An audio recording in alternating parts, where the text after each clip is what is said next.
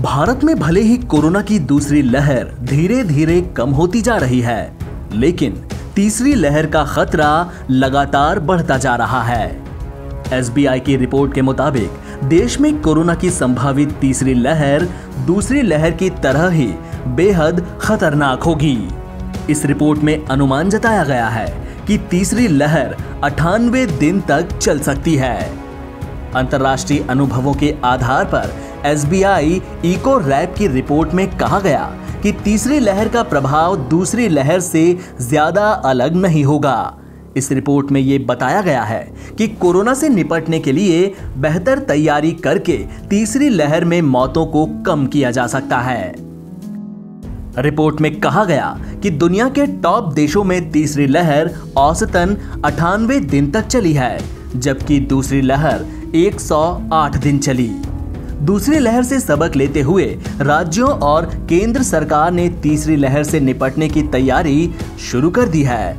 ऐसे वक्त में तीसरी लहर को लेकर यह अनुमान काफी महत्वपूर्ण हो जाता है। इस रिपोर्ट के मुताबिक तीसरी लहर में गंभीर मामलों को 5% के अंदर लाकर कुल मौतों को कम करके 40,000 तक लाया जा सकता है, जबकि दूसरी लहर में गंभीर मामले 20% थे, जिससे अब तक 1.7 लाख लोगों की मौत हो चुकी है। गौरतलब है कि भारत में कोरोना की दूसरी लहर ने भारी तबाही मचाई है।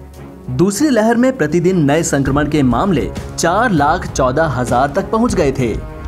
अकेले मई के महीने में कोरोना के 90,03,000 नए मामले रिपोर्ट हुए। एक महीने में इतने ज्यादा नए कोरोना के केस अब तक किसी भी देश में नहीं रिपोर्ट किए गए।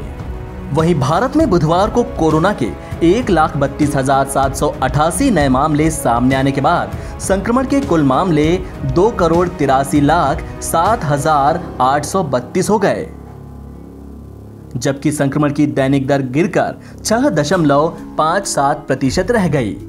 स्वास्थ्य मंत्रालय के आंकड़ों के मुताबिक इस महामारी से 3,207 और लोगों की जान चली गई और इसके साथ ही मृतकों की कुल संख्या 3,35,102 हो गई।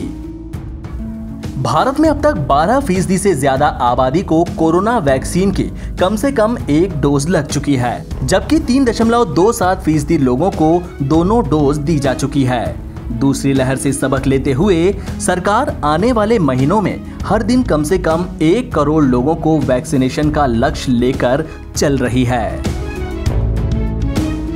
एनबीटी ऑनलाइन की रिपोर्ट।